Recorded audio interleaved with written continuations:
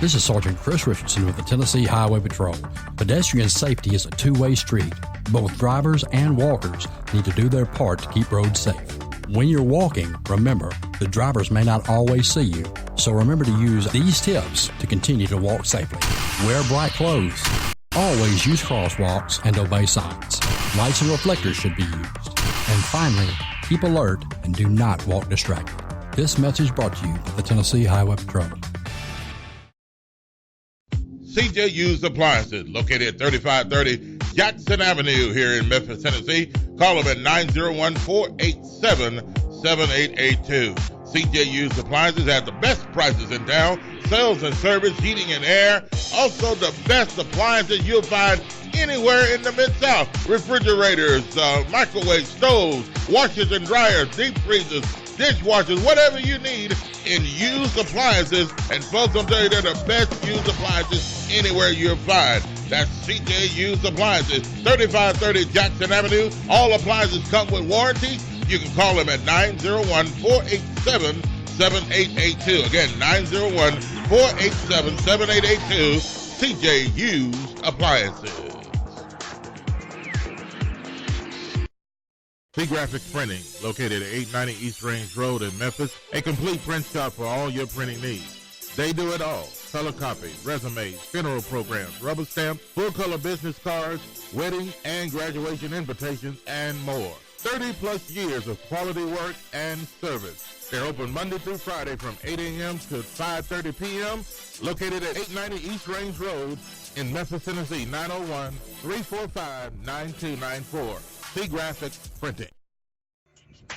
C&S Motors Auto Sales, located at 2508 Summer Avenue here in Memphis, Tennessee. Call them at 901-323-8778. C&S Motors Auto Sales has been around since 1984.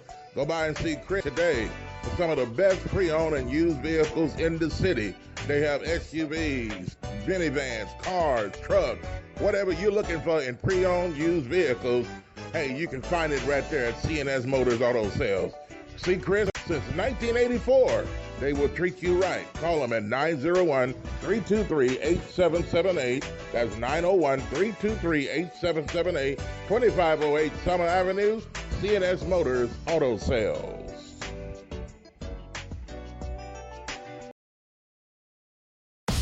This is Sergeant Chris Richardson with the Tennessee Highway Patrol, here to explain the Tennessee Hands-Free Law, which is a new state law effective July 1st, 2019. In Public Chapter 412, it makes it illegal for a driver to hold a cell phone or a mobile device with any part of their body, to write, send, or read any text-based communication, to reach for a cell phone or mobile device in a manner that requires the driver to no longer be in a seated driving position or properly restrained by a seatbelt, to watch a video or a movie on a cell phone or a mobile device, and to record or broadcast video on a cell phone or mobile device. So, can I still talk on my cell phone while driving? Yes. A driver is permitted to use an earpiece, headphone device, or a device worn on a wrist to conduct a voice-based communication. The driver may use one button on a cell phone or mobile device to initiate or terminate voice communication, and voice-based communication may also be used to send a text message. Learn more at handsfreetn.com.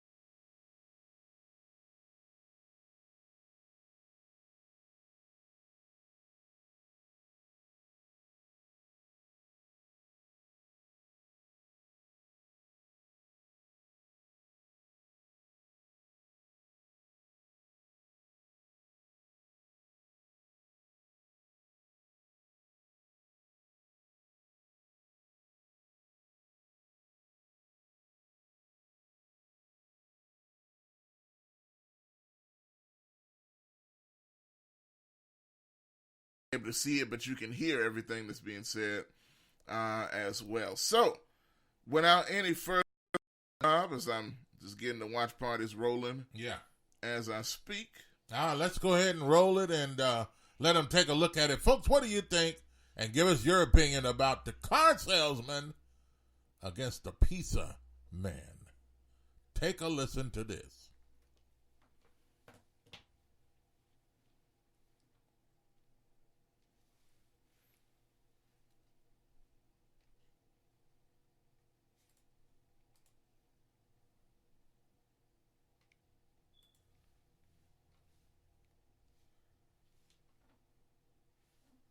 Got fired up. Shame on you all for how you treated that pizza delivery man. Pizza delivery used car employees. Who would you trust? And delivery guy getting fired. The internet got fired up. Shame on you all for how did that delivery man. It all started in Jared Tam pizza delivered in auto sales in Westport, Massachusetts. So follow the math. The total pizza bill was $42. The used car employees chipped in and gave Jared the delivery guy a total of $50. 2 20s and 2 5s, which means $7 left over. Jared leaves with a $50. There's disagreement about whether he said anything about keeping the change before he took off. The car lot people complained to Palace Pizza's manager. Jared comes back. Turn the $7 recorded by a camera in the car lot office. It just doesn't make sense why you would hand me a bill that you were just going to have me drive back here to give you back anyway. The man behind the desk explains he gave Jared all the money the group had collected and expected to get back the correct change. The manager apologized once for you. You want to apologize again for you? It's okay, you got your $7 back, so the world is right now. Oh, no, it wasn't. Hey, open the door before I put my foot in your ass. How's that? Someone posted the video. It went viral. The insults flew. Scummy, nasty people. F&R Auto Sales was bombarded with terrible reviews. Crap? Then this is your go-to place. Much of $7 out of the could CNN, New York. Wow. Hey, Google. Oh, wow. What do you think, folks? 901-213-6020. And comments are coming in on Facebook, and a lot of you coming in. Appreciate that in the headlines today. That's right, GKP.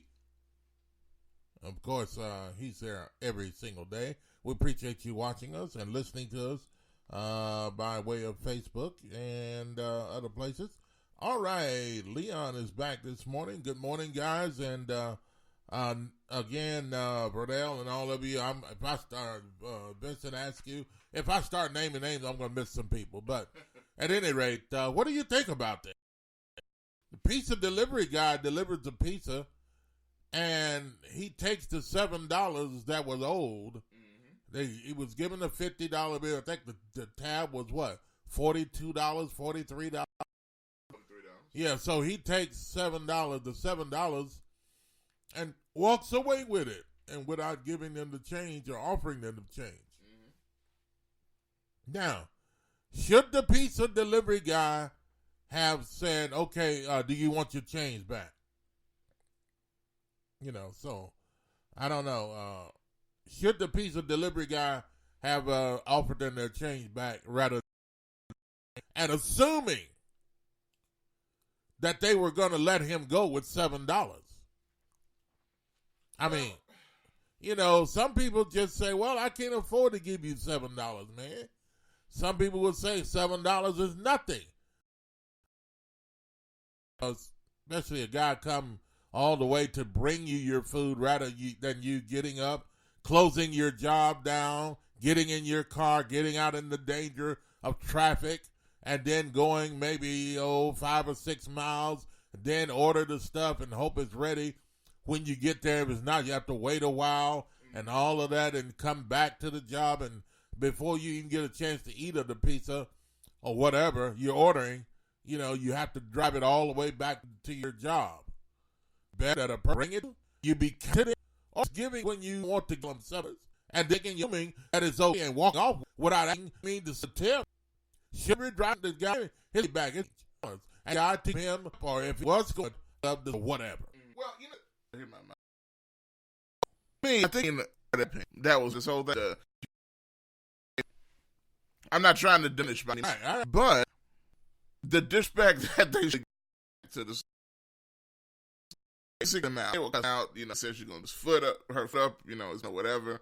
The other guy said, I hope you blah blah. All this stuff, it's just dirt. And it would if you back to them with the money. Back, even talk. You gave this $50, and you know, say anything. They did. They did. Okay, so even though they did some more here, even though they think it's okay, any type of just take change and just walk with it. I don't know. I say, well, I guess you do know you don't take it like that. You get this money to keep that, and anything arose. Somebody would say something. So he said, "Hey, I'm out of here." I'm sure that was it's all good. Hey, look, I'm not sure. He don't care about your credit. Yeah. He cares. That's what he says. Anyway, all right. I don't know, man, but I could see him doing that to a pizza guy. I really could. Yeah. I ain't say, you know, I don't know. I mean, you know, a lot of businesses probably feel that way about a delivery person that's bringing food to you. Well, they kind of look down on them. You know, you're supposed to deliver. You're supposed to bring it this way. It's supposed to be like this. And, you know, so a lot of times you can't look at the delivery person as the one that made the pizza or made the food. All they're doing is just taking what is supposed to come to you and bring it to you. That's it. So, you know, I don't know. And I just think, do you think they dog this guy out too much? Yeah. What was it? One of the people were fired, weren't they? Yeah. Now that was after the video got out. Here's my question though: how did it get out? It was a video in the building. Yeah. How did it get out on social media? I don't know. How in the world did that get out? That are they sharing their videos, surveillance videos, Facebook Live? That doesn't make any sense. Yeah. Well, the camera there got it, and somebody's around you all the time that you feel you can trust. You really can't trust them. And they just, you know, I don't know who put this. I guess that's weird. Does it say? It didn't have a person's name or anything on the video or sharing. But at any rate, I'm sure we'll play it again. Shared though. It needed to be shared on how these guys and how they act and how jerkish they were and disrespectful to the delivery driver. And I don't know. But check this out. At the end of the day, it worked out in his favor. But did you see that about the GoFundMe? Yeah. The man got $7,000 plus dollars. $7,000. And that's Arnaz was saying here too. Service workers are treated so poorly in the country. I'm glad he's getting the donations where he can take some time off work. Yeah, that he can definitely definitely take a little time off there if you want to. But the donation that he got, man, that goes to show you, well, somewhat of what people thought about the way this dealership, the people was treating them. So, as he works about it, the best. All these people got stuff on social media pretty quickly. They put out terrible reviews on this place, wherever it is, right? Yeah. All these terrible reviews on Yelp, 1-star reviews or even 0-star reviews. People that don't even live there and don't know nothing about that particular dealership. They were killing them with the star ratings, and that to a business when these 1 or 0 stars, you're ruining that business. Yeah. And, you know, they basically got ruined all because they disrespected a pizza delivery. Idea of car salesman and how disrespectful and how, tricky or cunning or low down that they can be.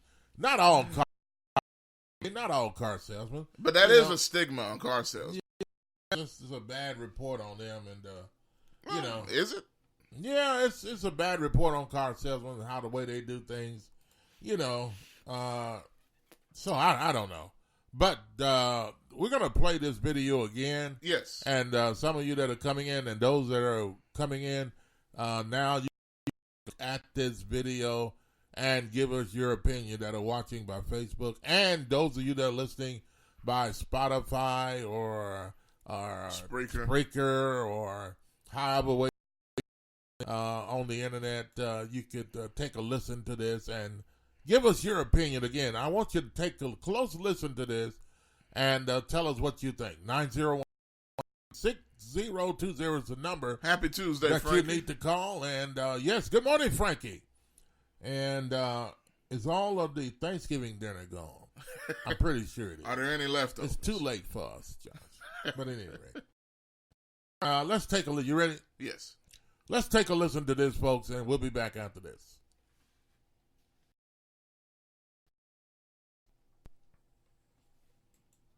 Used car lot employees, who would you trust? I want to Pizza delivery man versus used car lot employees, who would you trust? I want him fired. Instead of the delivery guy getting fired, the internet got fired up. Shame on you all for how you treated that pizza delivery man. It all started when Jared Tansey from Palace Pizza delivered an order to F&R Auto Sales in Westport, Massachusetts. So far, the pizza bill was $42. The used car employees chipped in and gave Jared the delivery guy a total of $50. 2 20s and 2 5s, which means $7 left over. Jared leaves with a $50. There's disagreement about whether he said anything about keeping the change before he took off. The car lot people complained to Palace Pizza's manager. Jared comes back to return the $7, recorded by a camera in the car lot office. It just doesn't make sense why you would hand me a bill that you were just going to have me drive back here to give you back anyway. The man behind the desk explains he gave Jared all the money he expected to get back the correct change. The manager apologized once for you. You want to apologize again for you? It's okay, you got your $7 back, so the world is right now. Oh, no, it wasn't. Hey, open the door before I put my foot in your asshole down. Someone posted the video. It went viral. The insults flew. Scummy, nasty people. F&R Auto Sales was bombarded with terrible reviews. Do you or someone you know want to be treated like crap? Then this is your go-to place. The comments got so bad the car lot called police. By Thursday afternoon, the owner of F&R Auto Sales had publicly apologized for the actions that led to this embarrassing video. The owner offers an unspecified cash donation to the delivery man. He says the man in the blue shirt was not actually an employee and that the female employee has been fired. But will all that counteract the video? Get the owner and the manager on the phone. I want that job. Supporters of the delivery guy even set up a GoFundMe account for Jared. It raised thousands, much of it in dollars, the amount of the non-tip. Wrote one supporter, "Once I messed with a pizza guy, haven't sold a car since." Taking on the delivery man turned out to be biting off a lot more than a car lot could chew. GMO, CNN, New York. Okay. Oh, man. All right. Hilarious. What do you think? I mean, man, no. Here's a strange thing to me. Okay. A strange thing to me. They said the man sitting at the desk, they were explaining to the guy, he's not an employee. But the lady that was standing there, she was fired. She was an employee. Mm-hmm. How in the world are you going to let a guy come in your business and go behind a desk and sit there and start working on your computers to me and all those other stuff sitting in front of him and says, oh, by the way, he's not an employee? What is he doing there? How do you sit at somebody's desk and all their valuable information? Yeah, about the business. About the business and the computer sitting in front of you look like the guy was working. Oh, well, he's not an employee here. You know, so, but I don't know. It's crazy to me. And did they treat this guy, delivery guy, right? Or some of you have said that the guy was wrong. Mm-hmm. It was not okay for him to just take the money and assume that the $7, but to me, if the $50 was given and the deal was $42, what they owed, that's $8, isn't it? Yeah. They kept saying $7 in the video. I don't know. I but think anyway. CNN may have gotten the math wrong. Yeah, they had their math wrong there. But at any rate. You know, but I agree. You bring up that point about the $7, right? And I was talking about how, look, and I agree it's wrong, right? I wouldn't like it. I know that for sure. But that's why you gotta count your money. You gotta see how much you gave that person. Yeah. And you kind of need to tell them right off, hey, I need my change. Yeah. And if you don't, okay, but is it the let's say you go to the store and buy something, yeah, and you're standing in line there, and then they say, okay, your total is $16. Mm-hmm. You hand them a $20, and then they say, okay, thank you. That you say, wait a minute, you owe me some change. Yeah, you're not gonna challenge that. Oh, so, you need to. But here's the same thing. Yeah, this guy just takes off with the money, assuming that they didn't want their change back. Yeah. I mean, you don't do that. You don't do that. Let me ask y'all this then. Which that, because I just saw Jet with that comment. Yeah. That just came in. He says, not okay to take it. He shouldn't have assumed, but he was willing to correct the mistake. Yeah. And that's after they called the store, by the way. So the employees were the only ones who took it from a mistake to disrespect. I think that's a great point because all the extra stuff they were doing was unnecessary. Mm-hmm. You know, I'm sure the guy, already feels kind of bad having to come back and give the money. Yeah, he feels very bad having to take $8 from them and not even offer them their change, and he has to come back and give the money that they did not say it was. Oh, he felt so bad. But I feel so sorry for the thief. I'm not saying that. I feel so sorry for the thief. I'm not saying that. Look, should he be considered a thief? Well, I don't know about that. But I'll say this, though. Flip that question. Not really flipping that question, but to add to that question. Does he deserve all his money that he's getting? In that case. He's got almost $10,000. Deserve what? It's almost $10,000 these people done raised for him. And this is a guy. Yeah, $7,000. Over $7,000. Yeah. Yeah, they raised for him. And, the guy that took money essentially. I feel that they treated him wrong by the way they responded to him, I guess. But does that mean you have to pay him all? No, I mean, they figure, okay, well, his job doesn't pay that much, and he probably needed the money. He did turn around and bring the money back. Yeah. And so, well, he brought the money back, okay, so he probably needs the money bad. So they decided, okay, we'll take up a GoFundMe account. Mm-hmm. Over $7,000 were raised. So was that a good way to go, or do you agree with the people raising that much money for this thief? I mean, for this guy that took the money and decided, okay, it's my money, and didn't offer them the change back. That's not a good way to practice. And do you think this guy initiated this by taking the money? I mean, by walking off with somebody else's money. One could look at it if he just walked away and assumed that the $14 or whatever, $8, $7, whatever it was his money. If he hadn't walked off and assumed that, then this thing would have not been initiated. So it seems to me that, hey, maybe more people ought to walk off with people's money and change and then put it out on the internet and get rewarded. Get over $7,000-$8,000 from people that are watching you. I don't know. Should he have been rewarded that much money because he just assumed it was okay to take somebody else's money? Well, here's the thing. Now, I see another comment here I must read. With GKP, Jay says, in the delivery driver's view, tip meant take it, player. See. Oh, man. All right. Well, see, those type of comments, But anyway, good morning, GKP. No. Absolutely don't take it. And he did, but yet he, do you think he suffered? Well, no, he didn't suffer. He didn't suffer anything. What consequences? Well, okay, here's what he bought the money back. He suffered the pain and suffering of those words.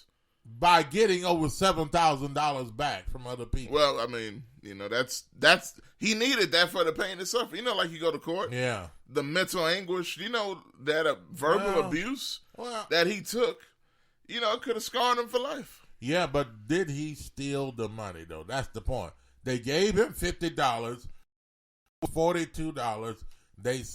I think the mistake was they said $7, but if you take 42 from 50, that's $8. The last time I checked. So yeah. But the guy stole it. Well, did he steal the money? He took it, didn't offer it to them their change.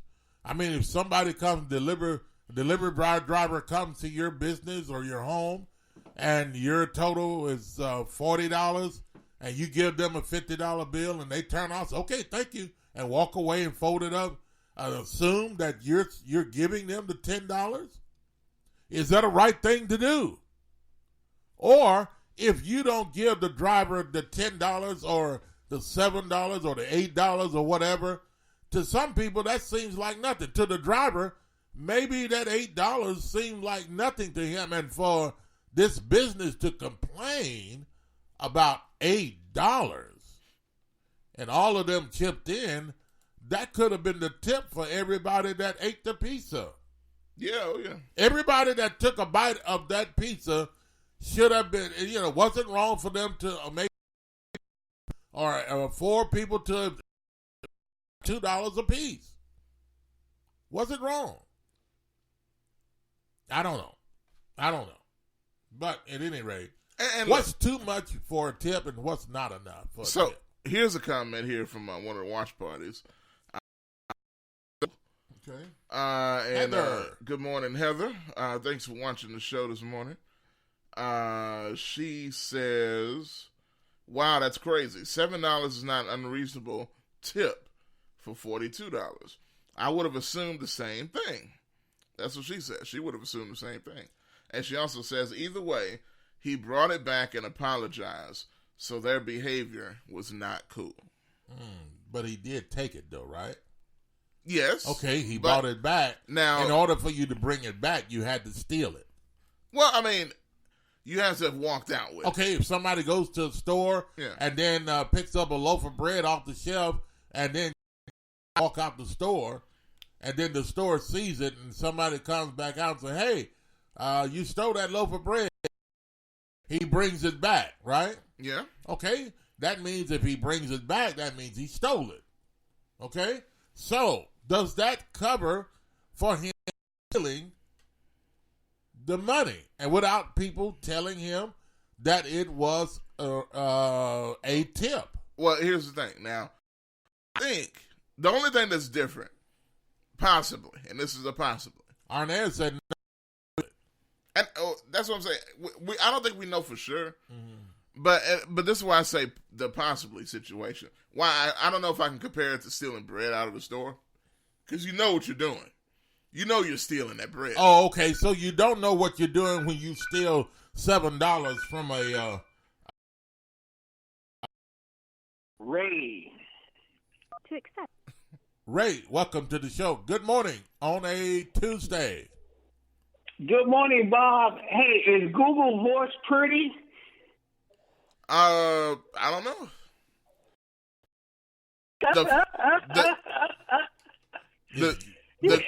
The Google Voice on your phone, which the phone got Google Voice that you could talk to. I don't know, but what made you think about Google Voice? Oh, when she asked my name. Oh yeah, real soft, gorgeous voice. It asks the people's names before they come on. Yeah, to a blind man, to a blind. Wow, I don't know what she looks like. I think she's a computer. Well, it's good to hear y'all, boys. Y'all doing pretty good? Yes, sir. Yes, sir, brother. How about you? Are you listening to the show? No, remember, I still didn't get hooked up. Okay. Them grandkids came in and ran. You know, they had to go visit all their college friends and their friends from Memphis. They didn't give the grandpa the time. You know, they take my money, but they don't give me the time. They would have been fired. You need to stop. They would have been fired. You need to stop giving them the money then. Well, you know I want to, John, but you know the wife is, you know. Yeah. Okay. Hey, listen, we were talking about this morning at one of our stories. Our story was a pizza delivery driver man delivers a pizza to a business, and they gave him $50, and he keeps the $7 or $8 worth change without their consent. He just takes it and walks off with it and didn't offer them their change. Ooh, John, I have always been. I'm not John. I'm Bob. I'm Bob. I'm not John. I mean, sorry about that, Bob. It's one of those older moments. But no, I have always been a big tipper. So, hey, it's just something that I never even think about. I just do it. You know, keep the change. And my deliveries back north, when we moved away, they was like, man, no more big tips. That's just the way I rolled back then. I had the money. I didn't have 5 kids to take care of no more, John. I mean, Bob, damn. Oh, I had one of his pies and it's still on my brain. Yeah. It's all good, man. Well, but no.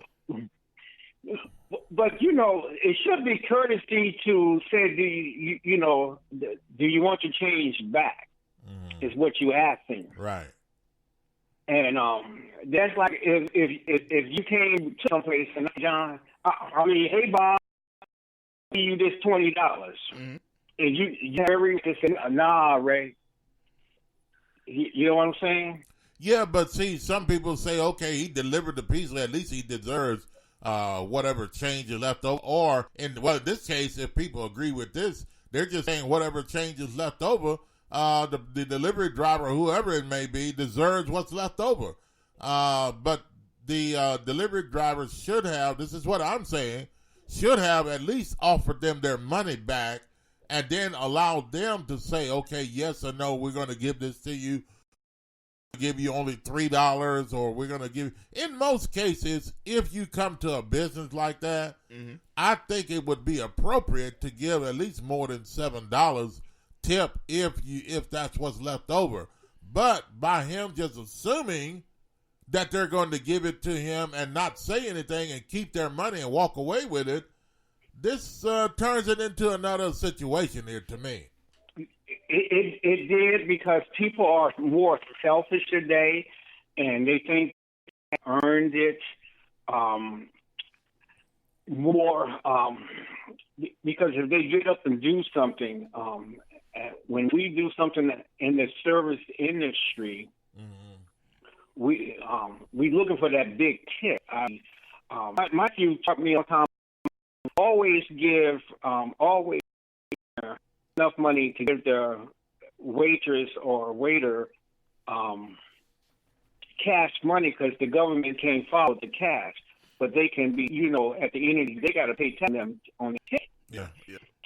And everything. So people, everybody's different. I mean, my mother-in-law, we took her to a beautiful restaurant, and the bill came out about $5.40. When you look at that tip for the money, I put $150 on the table. My Lord, I took that $100. We get to the door, and the waiter, the waitress was upset because she said, "Was I not do a job?" You know what I mean? Because you only left $50. Correct. Yeah.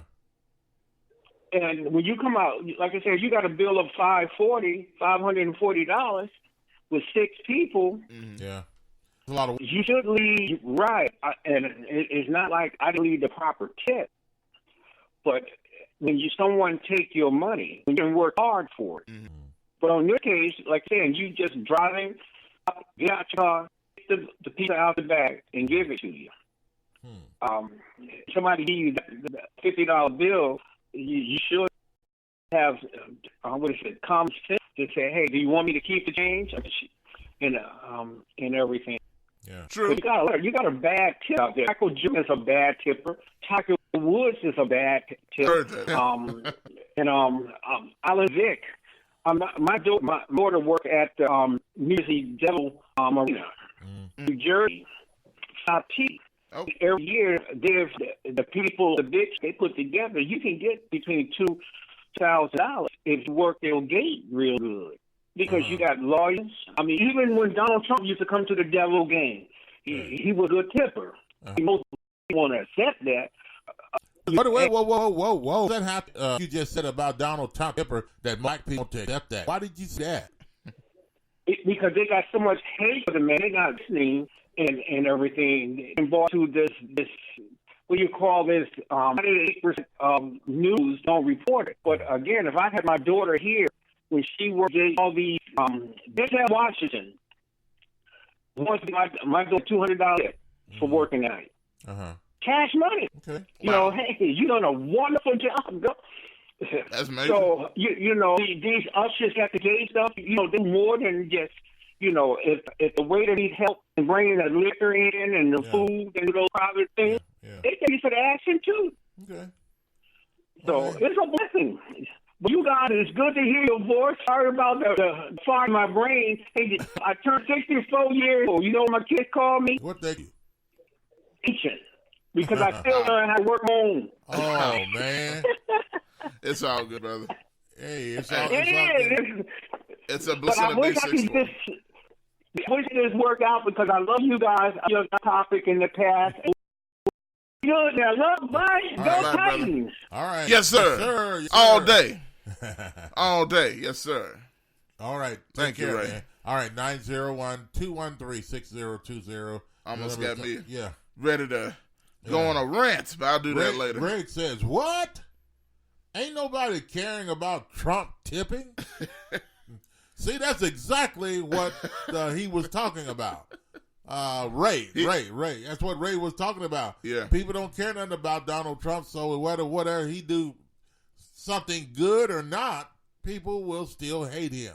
He just wanted to let y'all know about his tipping habits, you know? Yeah, that's what, Ray wanted everybody to.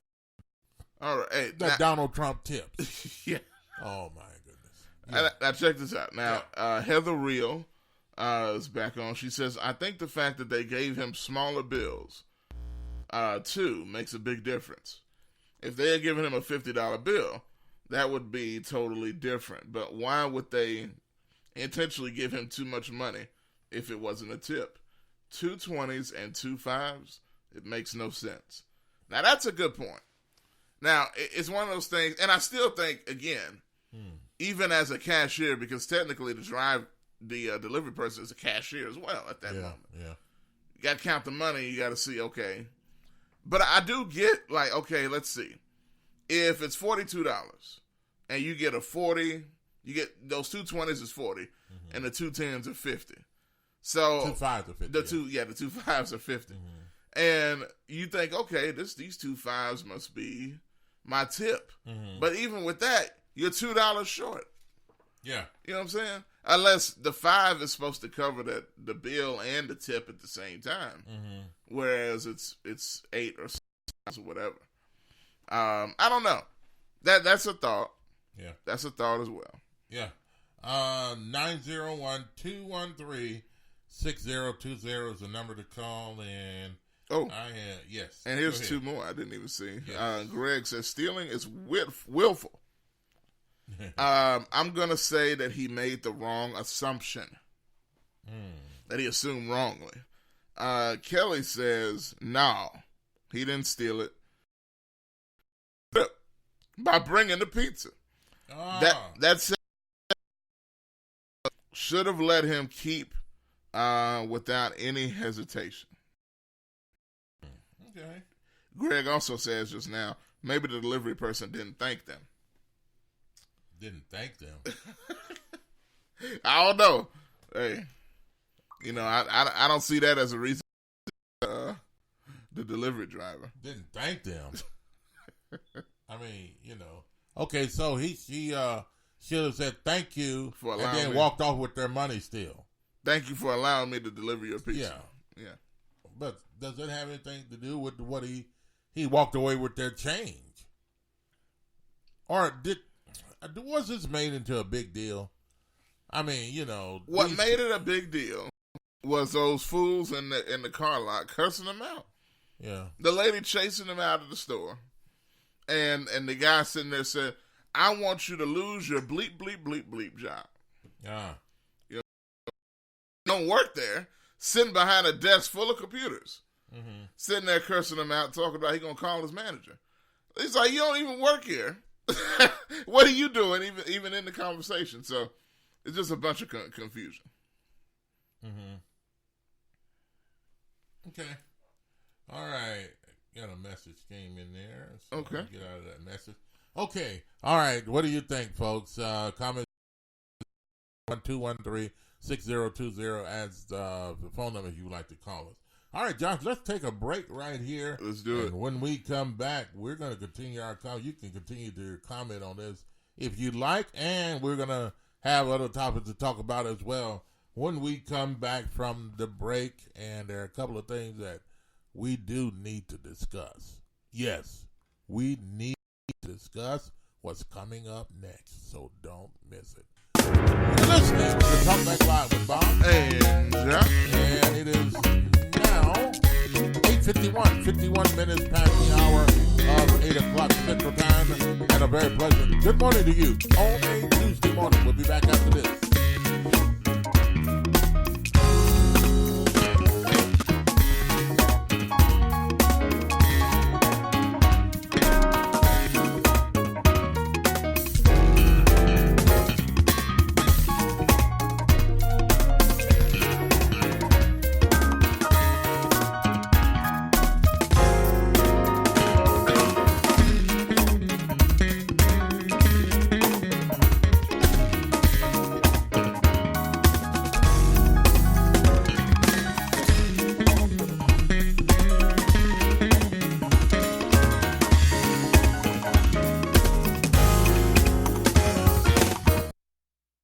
This is Sergeant Chris Richardson with the Tennessee Highway Patrol. Pedestrian safety is a two-way street. Both drivers and walkers need to do their part to keep roads safe. When you're walking, remember, the drivers may not always see you, so remember to use these tips to continue to walk safely. Wear bright clothes. Always use crosswalks and obey signs. Lights and reflectors should be used. And finally, keep alert and do not walk distracted. This message brought to you by the Tennessee Highway Patrol. CJ Used Appliances, located at 3530 Jackson Avenue here in Memphis, Tennessee. Call them at 901-487-7882. CJ Used Appliances has the best prices in town, sales and service, heating and air. Also the best appliances you'll find anywhere in the Mid-South. Refrigerators, microwave stoves, washers and dryers, deep freezers, dishwashers, whatever you need in used appliances. And folks, I'm telling you, they're the best used appliances anywhere you'll find. That's CJ Used Appliances, 3530 Jackson Avenue. All appliances come with warranty. You can call them at 901-487-7882. Again, 901-487-7882. CJ Used Appliances. C-Graphics Printing, located at 890 East Range Road in Memphis, a complete print shop for all your printing needs. They do it all. Color copies, resumes, funeral programs, rubber stamps, full-color business cards, wedding and graduation invitations, and more. 30-plus years of quality work and service. They're open Monday through Friday from 8 a.m. to 5:30 p.m., located at 890 East Range Road in Memphis, Tennessee, 901-345-9294. C-Graphics Printing. C&S Motors Auto Sales, located at 2508 Summer Avenue, here in Memphis, Tennessee. Call them at 901-323-8778. C&S Motors Auto Sales has been around since 1984. Go by and see Chris today for some of the best pre-owned and used vehicles in the city. They have SUVs, minivans, cars, trucks, whatever you're looking for in pre-owned used vehicles. Hey, you can find it right there at C&S Motors Auto Sales. See Chris since 1984. They will treat you right. Call them at 901-323-8778. That's 901-323-8778. 2508 Summer Avenue, C&S Motors Auto Sales.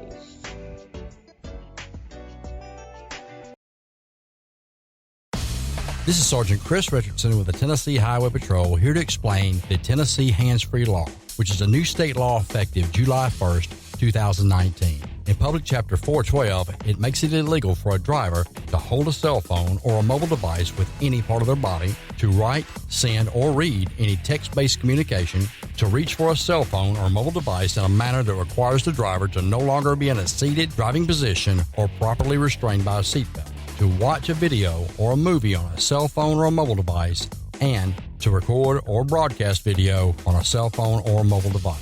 So, can I still talk on my cell phone while driving? Yes. A driver is permitted to use an earpiece, headphone device, or a device worn on a wrist to conduct a voice-based communication. The driver may use one button on a cell phone or mobile device to initiate or terminate voice communication, and voice-based communication may also be used to send a text message. Learn more at handsfreetn.com.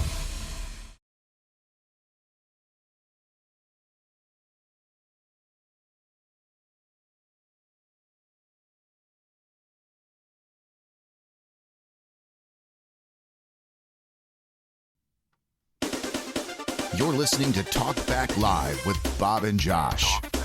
Talking about current events and topics that matter. Call in now. 901-213-6020.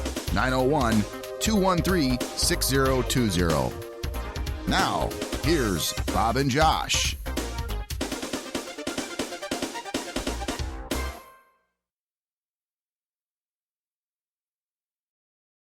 This is Sergeant Chris Richardson with the Tennessee Highway Patrol. Pedestrian safety is a two-way street. Both drivers and walkers need to do their part to keep roads safe. When you're walking, remember, the drivers may not always see you, so remember to use these tips to continue to walk safely. Wear bright clothes. Always use crosswalks and obey. And he took their tip. Well, he just took a tip. Mm-hmm. He didn't ask them, was it okay for me to have this money that's left over? He just took it and assumed that they were going to give him that money. So it made a big stink out of it. So now, and remember, and don't forget this part. He came back. He did come back. Returned the money. He came back. Apologized, brought the money back. Mm-hmm. And they proceeded to curse him out and just be... Well, that wasn't right on their part. Be very rude. The guy did bring the money him out and to treat him in a bad way after he did come back. I mean, he didn't have to come back. No, he didn't. And then they but the thing about it is they had called his business where he place. I guess the piece delivered from, and no what they're going to do with him just walking off with someone else's money and not asking them, was this a tip or should he just have given their change back to him and then waited for them to say, oh no, you go ahead and keep it, or here's the tip. Sometimes if you try to keep $2 or $3, people are probably waiting to give you more than what you're trying to hold on to. And him holding on, trying to hang on to this, they said $7, but it actually seemed like it was $8. For him trying to hang on to that, maybe they were going to give him more if he had just the proper thing to do, folks. If you're delivering, or if you're working behind a cash register, if somebody gives you money to pay for something that they're paying for, and if you owe them change, give them their change. That's the proper thing to do. Give them their change. Absolutely. I agree. Okay, don't keep the money and just, well, okay, it's going to be a tip, isn't it? Or are you just wanting to give? Or you're assuming for the person. Give them what is owed to them. And if they decide, okay, well, no, just go ahead and keep it for a tip, or hey, I'm going to give you $10 for the tip just for giving $7, $8 back. You may end up getting more. Very true. So, but at any rate, I don't know. Do you think this guy was wrong in keeping the money and not offering them their change, what was due to them? Well, here's the thing, too. Here's another perspective on it. Now, let's look at, the fact that, hey, the reaction of social media. Most people saw the whole situation, right? Yeah. They heard, people saw this video, and I kind of see now why everybody was able to see it. It was streamed through this website called Live Leak. Okay. And it was a surveillance site that you could go to that site and see different surveillance footage from different places. So Call from Bugman. All right. Bugman. What's up, Bugman? Welcome to the show. Good morning on a Tuesday. Good morning, gentlemen. How are you all this morning? Doing well. How about yourself, man? Doing better, Bob. Doing better. This weekend, you made my mom to rest this past weekend, and yes, sir. The sun came up the day after. Be all right. Yes, sir. Yes, sir. Absolutely, brother. And you know we're there. You know we're there. Oh, yes, sir. Yes, sir. Right. But my Thanksgiving dinner was terrible. Oh, Greg. Oh no. Oh my goodness. It was terrible, Bob. It was terrible, Oh, Greg, that's not good to hear. And there were way too many chitlins. Wait, when you say too many chitlins, man. do you like chitlins? No. Any is too many. Well, exactly. The proper way to say them are chitterlings. Oh yeah. No, the proper way I can't say on the radio. But, Yeah. But okay. it do rhyme with chitterlings though. Yeah, I agree. I do. Oh man. Hey, but look, I need you to help me out with something real quick. Yes, sir. This situation with the pizza. Okay, I'm a little confused. Was it delivered or did the people pick it up? It was delivered. It was delivered. Yeah. Oh, okay. All right. So I'm not confused then. Okay. Mm-hmm. All right. Yeah. Nah, man. I think something else went on. I think there was something else to it. I think they intended to give that person a tip, but something happened between the with the tip being transpired. Transpired. Something happened. Yeah. I think either he did, the driver somehow or another offended them. That's the way I think. Really? That's the way I think. Because if they gave the man a 20 and 2 5s, they intended to tip him. That's the way I think about it.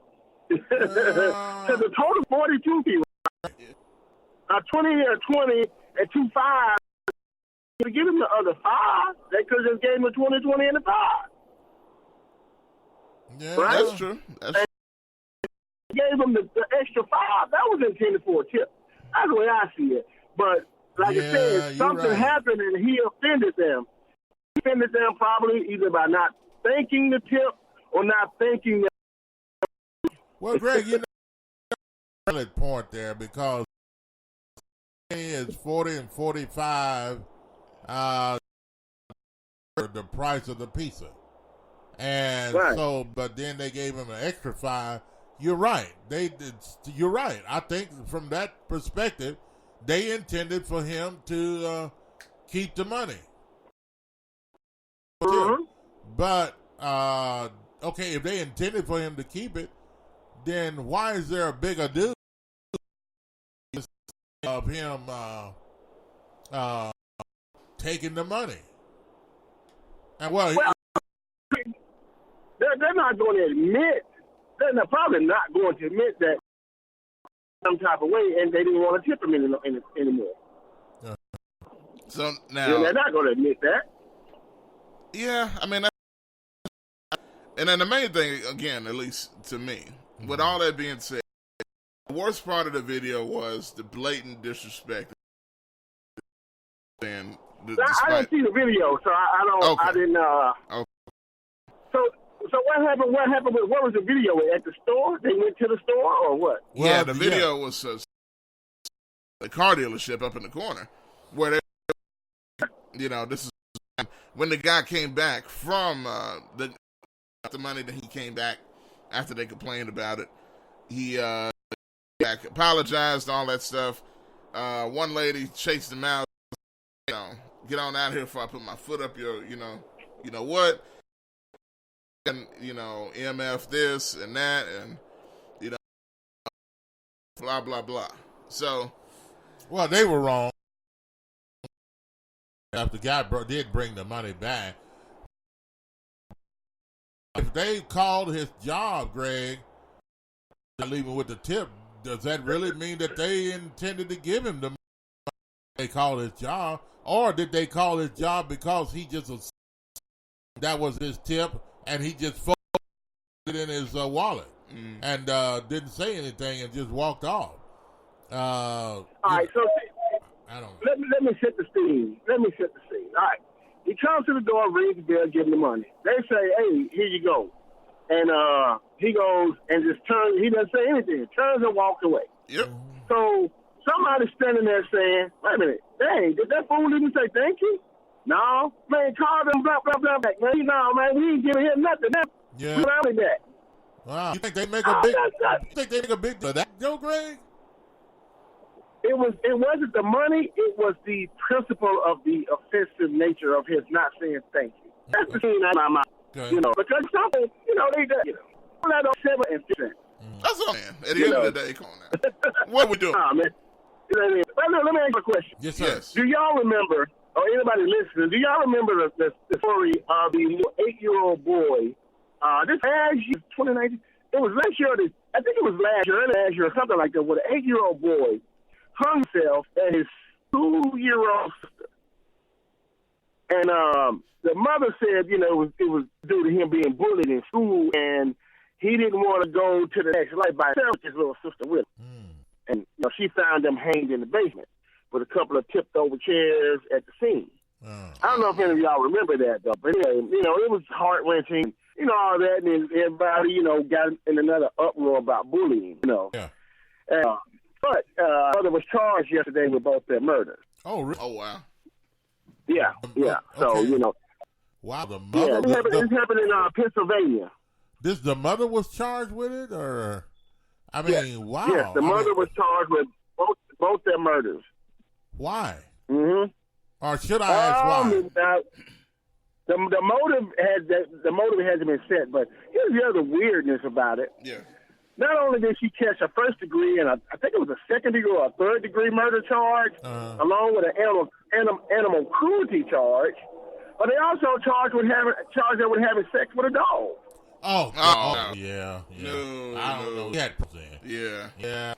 So, man, it's just crazy, man. I didn't know, if anybody remembered that story, but, I was just, it always sounded crazy from the get-go. 8-year-old wanted to have a life. Butcher, you can live 8-year-old kills a 2-year-old sister. I wasn't from where it goes, but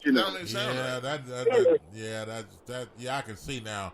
I thought you said it was maybe a 7 or 8-year-old sister, but you're talking about a 2-year-old baby. No. Right. Yeah. I don't know. Yeah, the mother's. Man, that's suspicious. Yeah. They. Go ahead, Greg.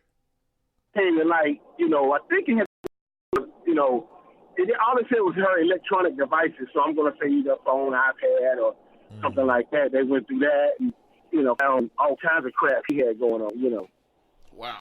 But, it's crazy, man. But look, man, I just want to get 2 cents worth and get clear up my confusion about the driver and the money. Right. $7.50 worth of hell, Right. Yeah. All right, look, man, make sure y'all keep up them Tigers this weekend. Yeah. I hope we get close to a sellout. If not a sellout, man. We need that. They need to. I think they did pretty good past week. Yeah, it wasn't bad. All things considered. No, that wasn't bad. The holiday. That wasn't bad at all, man. Yeah. And shout out Tigers. But I say this though. Yeah. say this, I am not one of the ones that want to see Bama in the combo. Oh, great. You don't want to man, they got wow, that's gonna be a whoa. I don't know, y'all. Yeah, let's not do that. But I'll say this though. Yeah. I'll say this and I'm out. I'll say this. If in fact it comes to, up again, yeah. The Tigers will not get credit for what happened. Just say, okay, say the Tigers go in and competitive. Yeah. Right? Or even win. Right? Yeah. The only thing that's going to be said is Bama didn't want to be there anyway. That's the only thing that's going to be there. Bama want to play this game and blah, blah. No matter what happens, whatever the turnout is, Bama can win by, Well, let's just say Bama doesn't win 50-0. Yeah. If the club, like I said, Yeah, so you're saying that Memphis is not going to get any credit regardless of which goes? Either way, nope. Yeah, that's sad. Yeah. I think the main reason, like you said, because of Tua, not being there. And, I don't know, man. But look, I want to smoke like Penny, says he wants to. I think Memphis needs to not be scared and get ready for this matchup with the Crimson Tide, hopefully. You know what I'm saying? So we shall see. Yeah, I guess so. As the week goes on, I may change my tune on that, and I'd be like, man, I might pull a Penny. We want all the smoke. Yeah.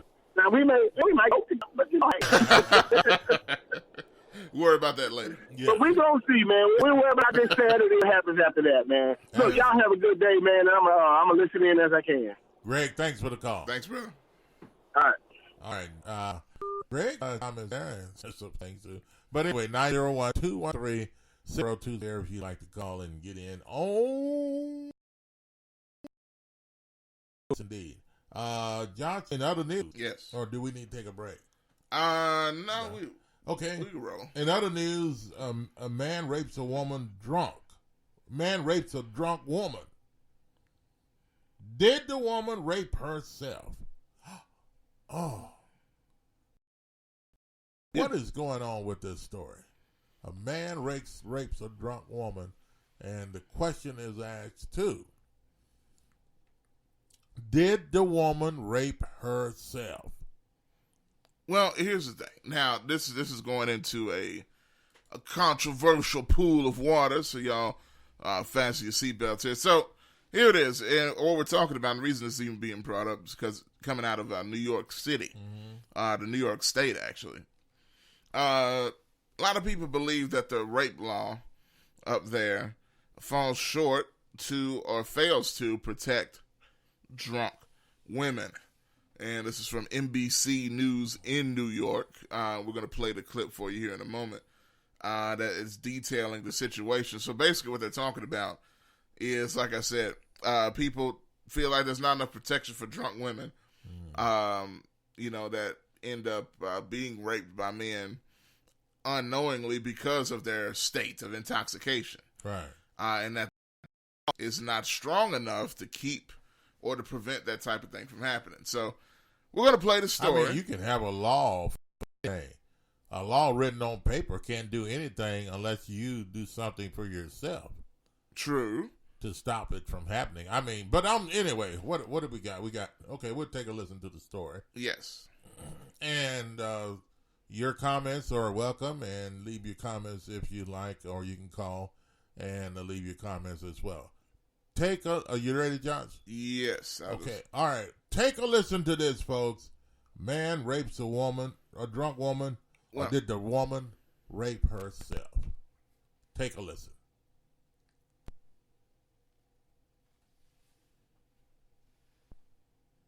Is there a loophole in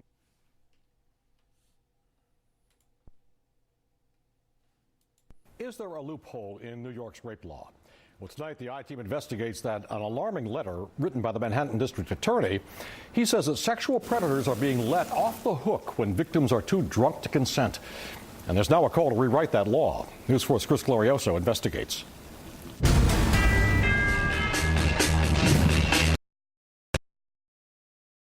Just being at the club.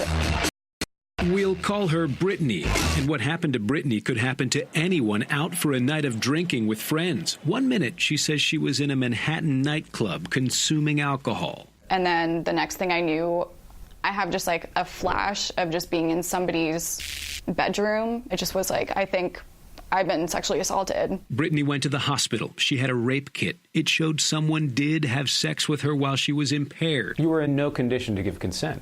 Right. I was essentially not conscious. She went to the police. But Brittany says her case was not pursued by the Manhattan DA. Among the most common fact patterns that we have in sex crime investigations is this situation. Manhattan DA Cyrus Vance could not talk specifically about Brittany's case, but last year, in April, he sent this letter urging Governor Cuomo to support closing a statutory loophole he says leaves drunk victims vulnerable to rapists. In the letter, Vance said prosecutors cannot bring sex crime charges in cases where the victim becomes voluntarily intoxicated, even if a reasonable person would have understood the victim to be incapacitated. What was the governor's response to your letter? I haven't spoken to me. I haven't got a formal response from the governor. Are you looking for a legislative sponsor to pick this up and draft a bill? Sure, absolutely. Governor Cuomo did not respond to the I-Team's questions about DA Vance's letter, and some have questioned the sincerity of the letter. In very specific ways, Cy Vance's memo or letter to the governor. Assemblymember Dan Quart and sex assault survivor criticized Vance in the past for going too easy on powerful men like Dominique Strauss-Kahn, Harvey Weinstein, and Jeffrey Epstein. They told the I-Team this letter seems like a justification for not taking tough cases. It sends a horrible message to the whole community if we're letting people get away with rape. Basically, through that letter, this district attorney, Cy Vance, says you're locked out of the courtroom. Vance responded to his critics, pointing out his office has tried tough cases where drunk victims allege rape, including the case against NYPD officers Mata and Kenneth Moreno. They were ultimately cleared of rape after a woman had taken advantage of her while she was drunk. Conviction on sex crimes than ours. Because you haven't taken challenging enough cases. Well, I think the Mata Moreno case is an example of that's completely wrong. Whether or not Vance had been tough enough on sex crime, Brittany says his letter to the governor has gone unanswered for too long. Why is there no protection for rape victims who drink? She wants lawmakers to take prosecutors' discretion out of it and make it crystal clear having sex with someone who's too drunk to consent is a crime. If somebody is inebriated to the point where they're not conscious, whether they say no or not, that should still be considered rape. 29 states have rape laws that make it clear it's not okay to have sex with someone too intoxicated to consent. New Jersey is among those states. Vance said women who are most often the victims of sex crimes would be alarmed to know they are protected on one side of the Hudson River, and on the other, they are not. Back to you. Thank you for watching this video from NBC4 New York. You can subscribe by tapping the button below me, and on the left you can see our latest updates. All right, there you have it on that. And what do you think, folks? A man rapes a drunk woman. Did the woman... Now, and just to be clear, now this is not talking about one particular instance. Right. Not just... It's talking about in men general. In general raping drunk women. Yeah. Okay? Or do drunk women rape themselves? Now, there's a reason why I asked that question. Mm-hmm. By getting intoxicated, just getting messy drunk, where you don't know where you're at, you don't know what's going on around you, you don't know who the people are around you, you don't know whether it's daytime or nighttime. That's a bad position to be in. I don't understand why people want to get to that point in life where they don't want to know anything that's going on around them. Yeah, and that's stupid to me. Yeah, and yeah. Here's the thing. Now, I never wanted to understand that either. Now I know what you hear is, a state of escape. Usually people's like, hey, this is, my way of escaping reality for this moment. Yeah. But here's the problem with that is, it's stuff like this. Yeah. Now, some people may end up escaping forever. Yeah. I mean, you may never return from your drunk or your stupor, whatever. You leave yourself open to anything happening to you. Yeah, absolutely. If you're in a state of unconsciousness, as the lady was saying, while still being, moving around. Yeah. But here's the thing when it comes as far as raping yourself. Now, I don't know. I don't agree with that. Mm-hmm. I do agree that you're putting yourself in a vulnerable state, especially if you're not with anybody else. Well, that's what I mean. No, I know. Or did the woman do women rape themselves when they put themselves in a position like this? You're drunk. You don't know what's going on around. You don't know where you've probably been left on the street. You don't know that. You've probably been left in a lonely place or wherever, in a hotel room. You don't know. Maybe been 6 or 7 guys around you. I don't know. But you don't know. Women don't know if they're so drunk that they don't know what's going on around them, and then something happens to them. Are they raping themselves? Did they cause this to happen to themselves, not knowing where they are and getting to the point of getting so drunk and out of it, like this, hey, wow, this is cool, man. I don't know where I'm at, and all that kind of stuff, and then hollow rape after the fact. I'm not saying that is right. Yeah. For the man or any man to rape a woman. I'm not saying that at all. I'm not saying that's right. But do you help the situation out as a woman, when you get so drunk that you don't know where you're at? And there are dishonest people in every area of life. There are dishonest men out there. And they will take advantage of a woman in whatever situation she may be in. So this is why I'm saying, was she raped here by a man? Man raped a drunk woman, or did the woman rape herself? That's what I mean. Mm-hmm. Did the woman rape herself by drinking and getting so drunk and allowing herself to be so open that she don't know what's going on around her? That's terrible. I mean, that's true. But it doesn't give, like I said, yeah. It doesn't give a man excuse to take advantage of a woman in that situation, but they do. It happens. So the best thing to do for a woman is not to allow herself to get in that situation. Agreed. Some women may say, well, I'm a woman. I can do whatever I want to. I have the right to get drunk as well. Look, if you're going to get drunk, and I don't agree with it, if you're going to get drunk, lock yourself in your apartment or in your own home, have your stuff, do what you're going to do, and if you pass out where you're on the street, and then you don't know what he may do when you get drunk, and you're supposed to be leaning on his everlasting arms, and his arms drop you, okay? And he or somebody else or several of some other men may do something to you that later on you regret. I mean, we have to as women, have to make wise decisions in that particular case, in those situations. You don't just get drunk at a bar and then expect a man or somebody you say I trust, to trust you or to take care of you after that situation. You don't know what that guy may do after you get drunk and you're totally out of it and you don't know where you are. I mean, that's putting too much trust in a person. So that's real. And we know. Hey. And here's the thing. Now, as far as when they're talking about the law, do you think that has something to do with what's happening in some of these cases? Because what they're saying is, in cases where, the women are drunk, right, and men of said women in those situations, that it seems like those men don't get convicted as harshly or even at all, right, like men in other rape cases where in other states, other states or even other rape cases, period, probably, where the woman isn't drunk. Yeah. You know what I'm saying? Yeah. Maybe, there are well, people that look at it well, she shouldn't have done that. I think, and I agree with everything you said, but I think in the eyes of the law, and they shouldn't look at it that way. Of the law. When you talk about morality, because those are almost two different things in instances, right? You got morality, and then you have what the law is, and where punishment is punishment regardless, the way it should be, that is.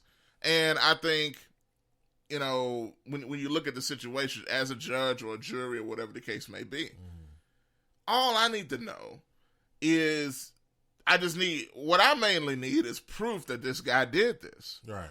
And if he did do it, even if she was drunk and made a poor decision in that instance of not having people she can trust around her, or whatever the case is, if she was planning to do this, or to not even do it in public, because I don't know the law in New York. I think this is a general thing. Public intoxication is against the law, period. Right. Anywhere, even in a bar. They don't, a lot of bars are not supposed to allow you to get drunk anyway, but you know how that goes. Yeah.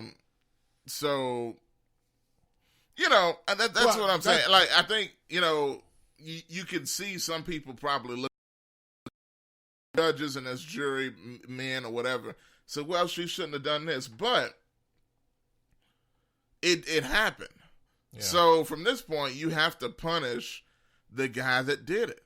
That's almost all I'm looking at in these instances. And I'm not against. And I know it's not even addressing you, really. It's more like, people just need to make sure that you don't forget to hold these guys accountable. Right.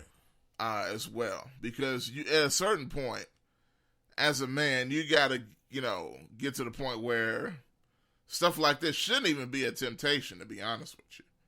You know what I mean? Okay, well, as a honest guy, it shouldn't be right. And if you do it, you get punished. All right, I guess it boils down to the point: does a woman, can a woman say, "Well, I deserve to be able to get drunk wherever I want to," and it's not right or fair for a man to take advantage of her if she decides she wants to get drunk on the street corner, or at the bar, or at, wherever. Mm-hmm. Okay. But to me, my point is this. Why would you? Even though it could be illegal to get drunk anywhere. Yeah. You can't publicly intoxicate. You have a the right to do whatever you want to do, but why would you want to do something like that anyway? Where you get out of your mind, you get so drunk, you don't know where you're at. You don't know what's going on. Why would you want to take that chance as a woman? And but if a man takes advantage of a woman in this particular situation, then I agree. That man is wrong. It's totally wrong. But we have to be careful in thinking that, okay, everybody we go out with or friends that are around us, what would they really do if I got in this particular situation? Would they be there for me? Or would they take advantage of me, like in the situation we're talking about here, where men rape women because of them being drunk? Or did the woman get to the point herself to where she allowed herself to get drunk that she brought the evidence, I guess I can say, out of the man, what was in the man in the place? Yeah. He really didn't... she should have probably never... you don't trust anybody to get that drunk where you don't know where you're at. That's a terrible, big mistake to me. And then turn around after the fact and then want everybody in the world to find the guy that raped you when you didn't know where you were. You were drunk and out of it and all that other kind of stuff. Now you're in another situation. And that's true. I'm not saying that's wrong. Yeah. But the fact of the matter is, if they had done if it was avoidable. Right. If it was avoidable at the first time. Yeah, I got you. Then, this would not have come up. 901-213-6020. Yeah, go ahead. Got a comment here. Jet says, if you're drunk and she's drunk, then why can't it be that both of y'all made a bad decision? Well, I'm not saying either one of them made a good decision. Well, not the thing is, and we didn't even think. I won't say think, but we weren't really discussing as far as if the guy was drunk or not. Because a lot of times the guy isn't. He's coherent enough to remember what happened. Yeah. And now there are cases where they are both drunk. Yeah. So what happens in that instance as far as the law is? If neither one of them remember what happened, what is that? Like, is that rape? Well, or what? Like, so what does that mean? I don't know. It all you can't tell which one initiated what. Because neither one of them are but if okay, let me put it to you like this: if a woman goes out with a man, a particular man, and she goes out and gets drunk with him, and he gets drunk, then to me, she has so much confidence in this man that I can get drunk and get all and it'll be okay out of it, and that he's going to take care of me. Wrong. In some cases, he may not. Well, he may take care of you, but it may not be in the way you want him to take care of you. Okay? But then I'm not saying that every man is like that. I'm not saying that. But it shows a lot of trust for a woman to get totally drunk in a situation with a man and not knowing exactly what he's going to do after she's all out of it and drunk. Yeah. That's not a good thing for anybody to do. If a man gets totally drunk and a woman is there, it's not good for a man to depend upon that woman to take care of him. I mean, she may take, go ahead and take the money and run. She may take all the money out of your wallet and everything. And you can't, why would you even want to consider being totally out of it and drunk to the point to where you don't know where you're at? That doesn't make sense to me. Maybe I'm wrong. Maybe something's wrong with me this morning. Maybe, I don't understand something. Somebody talk to me. Maybe I'm out of my, maybe I'm not understanding something. What is it? Is it that a lot of people agree, okay, well, this is just the way life is. People go out, they have a good time, they get drunk, and, this is the way it is. So, that's the way it is. Okay, so why, if that's the way it is, then why should the woman complain about being raped if that's the way it is? She went out with the man, she's the one that got completely drunk.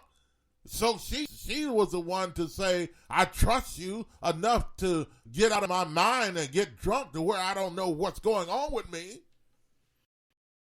Punish the man because she has so much confidence in this man, and then all of a sudden she wants to cry rape. Well, now, as far as that, well, I can't say that. Now, no, I'm not saying it's right. I know that. I know it's right. I know that, but the woman made the choice. I agree. When she decided to get drunk. You're right. And you leave the door open. And she left the door open for something to happen. Yeah. She thought she could trust this man. Exactly. And see, but here's the thing. All of that agreed. All of that good points. Mm-hmm. But at the end of the day, as a man, especially if you're coherent, and it's even the man's responsibility to not get incoherent either. Yeah. Just like it's the woman's responsibility. Right. But if you are coherent, and just in this case that I'm speaking of now, you see the door open, you still just like, look, it's just like this. We talk about in Memphis, where you're fined if you leave your car door open or your car running and unlocked and somebody steals your car. The city is going to fine you now because you left it. Now, at the same time, that doesn't mean that they're not going to punish the person that stole the car either. You know what I mean? Different situation, but I think there's some similarities there in certain situations. But now, I don't think, but they left the car. They left the door open for someone to take it. That's why I'm saying that they're punishing said person that got their car stolen. Right. Because now the police has to do investigation that they wouldn't have to do otherwise if they would have locked their door. Right. Most likely. Right. Most likely. So, So now I'm not saying that women, because I don't think in any way that women should be punished if they're raped after being drunk. I mean, they've already been punished. That's punishment right in there. itself. But what the problem is, they left the door open to allow this to happen to them, and then after the fact, what do you expect from people? I don't care if you trust a guy. It doesn't matter. It doesn't matter. You're a human being. You do not get out of your mind so much. You don't drink yourself out of your mind to where you don't know if you're on Mars or if you're on Venus. Mm-hmm. And you're on neither one. I mean, you just don't get yourself to that point to where you don't know where you are. That's stupid. And then you expect the man to be, totally honest. You don't know everything about the man that you think you know or thought that you knew or whatever. And I'm not saying all men are like this. That's not the case. All men are not that way. There are some men that will take care of women and be honest and treat them well and treat them right. But for a woman or anybody to do something like this and get really out of your mind where you drink so much you don't know where you're at, you leave yourself open for all of this. Yeah. And then, I'm not saying that they shouldn't investigate. Mm-hmm. I'm not saying that they shouldn't arrest the person that did this. I'm not saying that the person doesn't need to be charged if he raped you. I'm not saying any of that. All I'm saying is you initiated this whole situation as a woman to allow this to come in and happen to you. Am I beating up on the woman? No, absolutely not. It's wrong for the man to do that. Wrong. Now, here's the thing. I saw a question that I forgot that was commented during the video. I believe it was Greg. He said, who is going to protect drunk men? Yeah. That's a thought. Because men get drunk too. Who is going to protect drunk men, though? Yeah. Good question. So it's always the woman. The woman did this. The woman is the one that we should feel sorry for and all that. But and honestly, and it's whoever it is, man or woman. Yeah. Now, to me though, I don't have a problem with that. Just for this reason, because we all know that the women are the softer creature, the weaker vessel. So, and you're going to have men now that are going to take advantage of the weaker vessel. That's what I'm saying. And so that's why that built in, and I think it's built in everybody. Yeah. That to look out for women more than men, because men are kind of made to be, the providers, the protectors, stuff like that. Not that you shouldn't look out for men. Okay, so you. I'm just saying it's built into us. I think, right, to and take special care of women. It's built into the woman to know she's the weaker vessel and expect to take care of me, whatever happens to me, right? Mm-hmm. But to get drunk and get out of your mind and don't know where you're at, that's crazy. I mean, you shouldn't expect every man in society today to be able to say, okay, I'm going to take care of you and all this other kind of stuff, and not to have sex with her or to rape her while she's drunk. All men do not think that way. Yeah, it's the truth.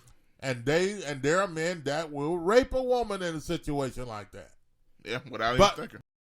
Has to be careful and say, hey, I can't allow myself to get drunk and get totally out of my mind and to where I don't know where I'm at. Because I don't know what this man, he may be a pretty nice cake or whatever. I don't know what he's going to do with me in the other situation. Really know the guy. You don't know. Yeah. Call from Bugman. Bugman. All right. Greg, welcome to the show. Good morning on a Tuesday. All right, man. Appreciate you taking my call again, man. Yes, I had sir. to call back on this subject because, look, the law against me is already unfair when it relates to men and women, right? Mm-hmm. It's already fair. And the only way this type of law will be fair is they have to, quote-unquote, victim blame. You have, because everybody knows that alcohol, any type of drugs, all substances, they lower inhibition. They all do. Mm-hmm. So let's just say when she gets hammered, when she gets drunk or drinking. Yeah. So she wants to get with this guy. When she has buyer's remorse, right? Can't believe she did it. Oh my God, I got a boyfriend or whatever finds out, and all of a sudden screams now. And that dude ain't got a paddle up the creek, Yeah. And, and it's not there. Like I said, the only way to bad is the victim, and that's what they have to do. I mean, that's not actually what there is. A person is protected. A man is only protecting himself or his is always going to look like victim every time. I speak from experience. I never talk, but I can speak from experience that those situations do happen. Or let's say the man and the woman are drunk. Wait, who's help him? Yeah. Who's going to help him? They're in the same state. It could have been she raped him. It could have been there, done that. I mean, I got trashed one night, back in my younger days. I got trashed out one night, and I came in my room, and I didn't even remember her in my room. Wow. And you don't remember? I knew something happened. Yeah. I know who, though. Yeah. See, and about we're talking, you could have reported a rape, couldn't you? I could have.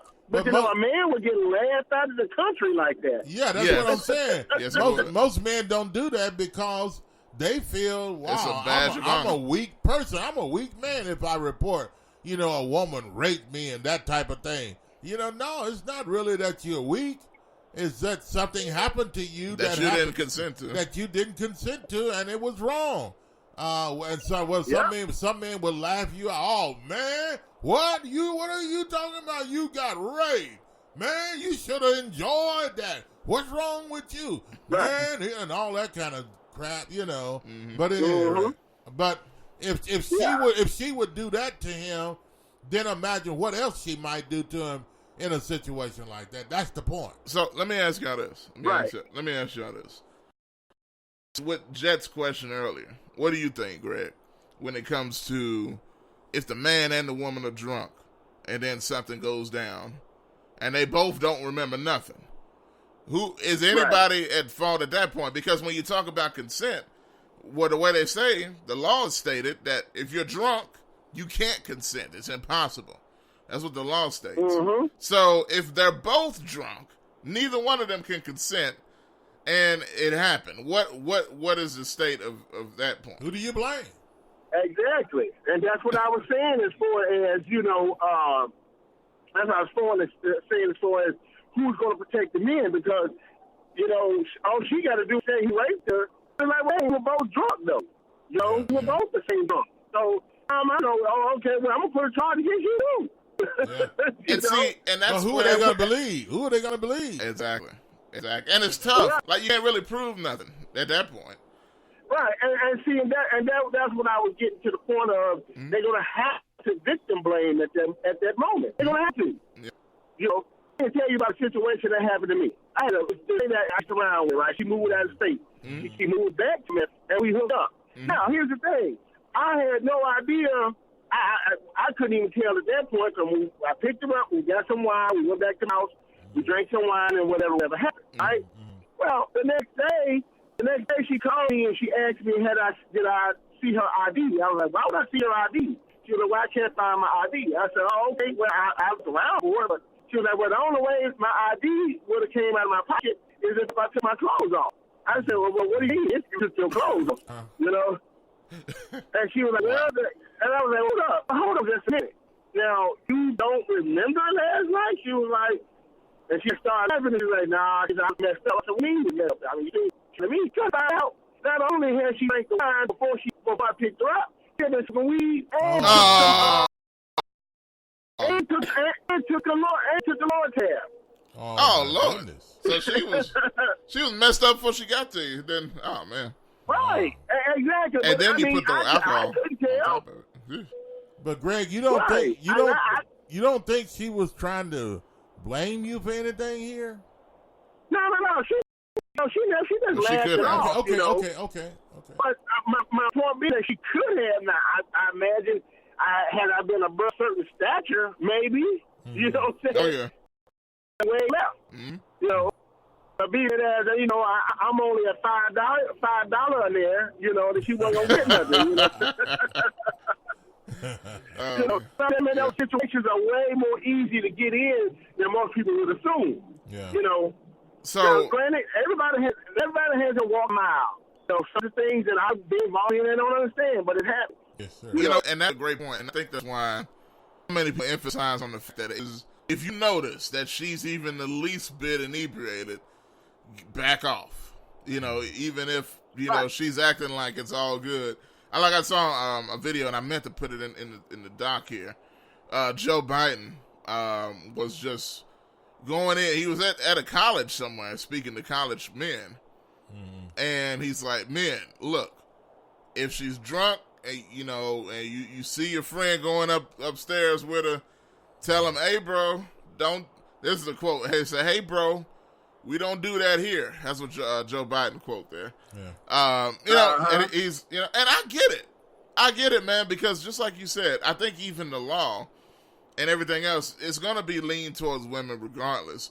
But people don't take into account the situations like you just talked about, or that could end up happening. Even with the lady we just heard on the news report, we heard her side of the story. Yeah. We heard her say she was drunk and raped. We didn't hear the other guy and what happened from that perspective and what he saw or did or didn't know. So it's never just paint by the numbers. It's really not. You just want to try to avoid that situation at all possible. Yeah. Right. And sometimes, like I said, it's unfortunately unavoidable. It is. Like that situation there was kind of unavoidable for me because like I said, I guess had she been drunk, I might have been able to tell. Yeah. But she wasn't drunk. She was hot. And I just simply couldn't tell. Now, when I was out there real bad, I was Mr. Supreme Street. Mr. Supreme. That was one of my golden rules. No drunk sex. No drunk women. That was one of my golden rules. Because honestly, because after she told me that, I felt like a rapist. I felt like a rapist. Yeah. And I have never talked to her since. Wow. You have to be careful, and this is why, people drinking and going on, all this other kind of stuff. One thing leads to another, and you don't know who you can trust sometimes. You think you can trust someone, and then, it ends up that you couldn't trust them. But, Greg, we appreciate the call, man. Appreciate it. All right, man. Hey, look, y'all have a good day, man. Yes, sir. Thanks, you brother. too. All right, 901-213-6020. We're about out of time. I saw Jet with the eyes face. Yeah, Jet. Look, what you got, man? Yeah, what's going on with the eyes, man? Wow, I didn't know a Christian talk about. Well, they need to talk about stuff like that. That's why a lot of Christians are blind and dumb and get caught up in stuff because they don't talk about life. They don't talk about real issues. Real stuff. This is real stuff. This happens. We need to talk about this stuff. Oh, no, we can't talk. That's not holy. No, it's not. I hear walking around stupid. But the thing about it is, we're created and we're human beings and things go on around us. You have to talk about the situation. You have to be in reality and talk about it. And there's a way you can talk about it. If you say, well, the Christian, they talking about sex. Well, I mean, you go in the Bible and find out where sex is. It's all over the Bible. Yeah. Yeah. All over. Explicitly. Yeah. Yeah. It talks about sex more deeper than probably any of you talk about it. Yeah. Honestly. Yeah. So, but the thing about it is, some churches, we can't talk on. In their mind, start thinking about it. Well, you need to talk to them and tell them about what the Bible says about it and teach them what it says about it so they can understand where and how and when and what and who and all this other kind of stuff. Because it's there, it's real. You can start from the very beginning. It was about sex. Yeah. Or if it wasn't, how could they produce and multiply? They had to have sex. Yeah. God told them to. That's the way it happens. God told them to be fruitful and multiply and fill the earth. He told them to have sex. Yeah. Big deal. They were married. He married them and told them to go. This is what you do. In order to produce, this is what you do. But even, one thing about the Bible, even in the right and wrong way, right, as far as sex is concerned, it talked about all of it. All of it. I mean, from marital sex to like premarital sex, fornication, adultery, to twisted sex, perverted sex, men sex with men, and working that which is unseemly, all that kind of stuff. There's all kinds of stuff the Bible talks about. It's all over the Bible. Peeping Toms like David, who's a great man, but David peeping on another man's wife. Yeah. And had the man killed. So there's a lot of stuff, but yeah. GK says, well, I'm in the wrong book. Where is the book of sex? In the Bible. In the Bible. No, he's saying like the book of Acts or the book of Oh, the book of No. Well, I don't think it's that. It talks about that all over the Bible. Old and new. You look and just go and take a look at it. It talks about it all over the Bible. All over. Whether it's sex that's done the it's not done the way God wanted to.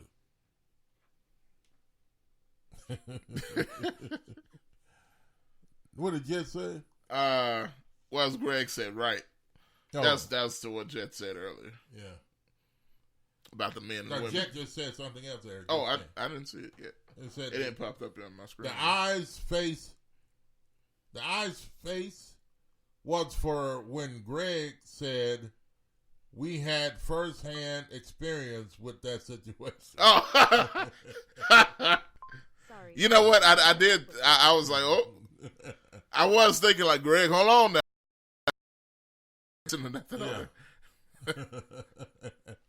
But at any rate, yeah. Oh yeah. People look at stuff and say, well, oh my, he shouldn't be talking like that. I knew that, Greg said. Jet says, you're perverted. That's what that is. You're perverted. And you're lost.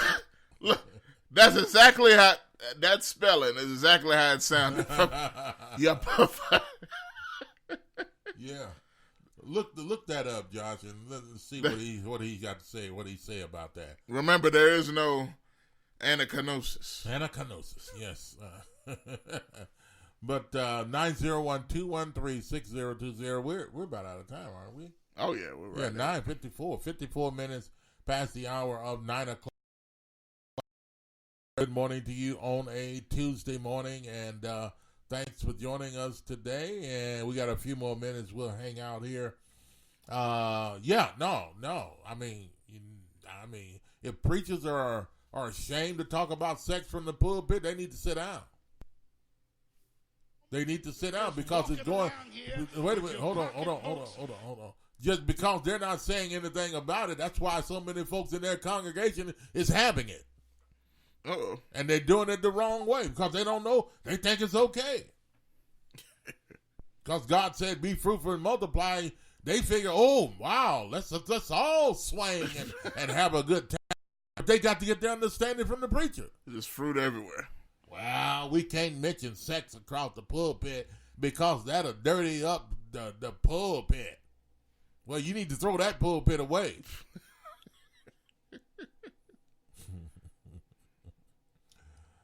They got Bill Cosby 30 years later, Greg. Be careful. Oh, man. I'm telling you. That's what GKP says. They sure went back with Bill. He can't even remember that stuff. See, what had happened was, and what Greg said to Jeff. All right, boy, you guys are something else. Josh, you ready to play that before we leave today? Yes. I got something for you. I got something for all these homosexuals just walking around here with your pocketbooks, with your tight pants and your bow tie. tell you need deliverance.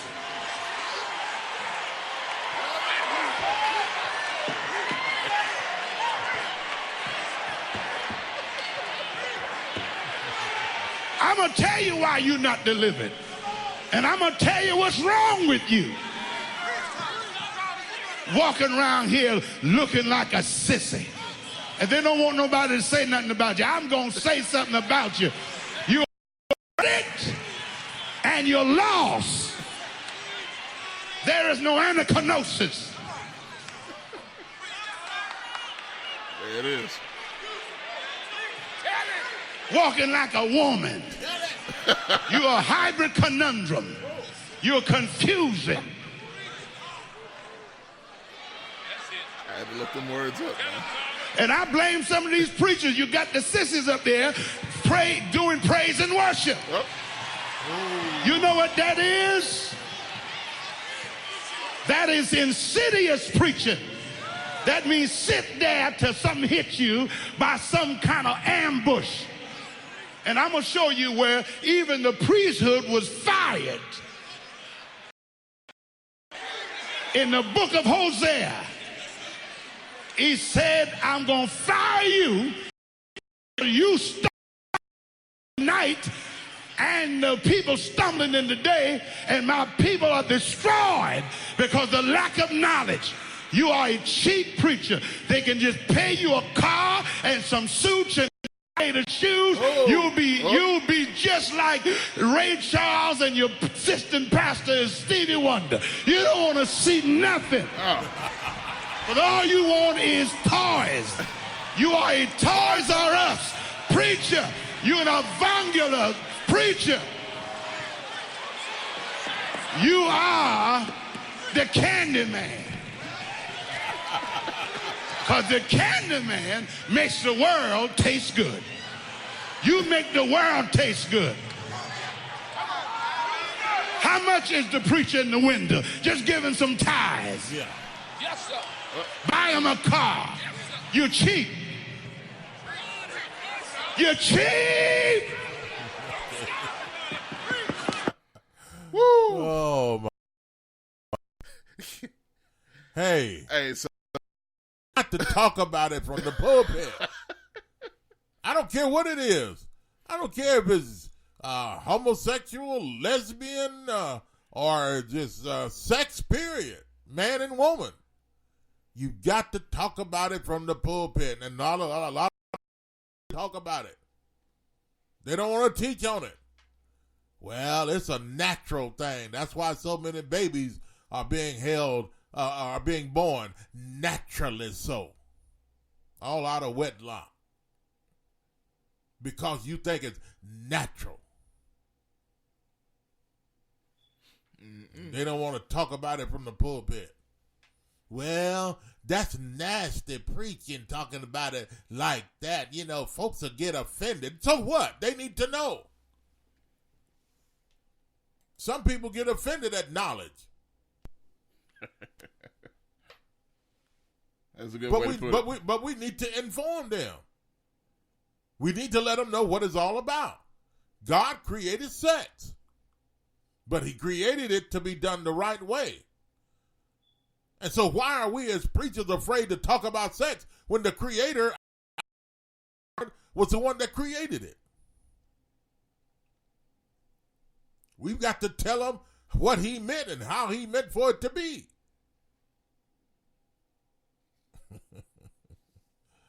What did Jet say? Oh, you're cheap, he said. GKP said you're cheap. Cheap. Jet says what? He said some pastor. No, down a little further. Oh, man. Kevin I had to go back on my phone. Wow. Kevin says, who was that preaching? That was formerly, because he got thrown out of Kojic after this. Yeah. Like literally. Despite really? Yeah, like he was despite all the Kojic preachers that were cheering him on, several of them had him thrown out of Kojic after that service. Some of them same one that was back there hollering, preach! Tell it! They were the same ones that voted him out. Yeah. Went and talked on him. It literally was. Called the head man on him. You need to hear him.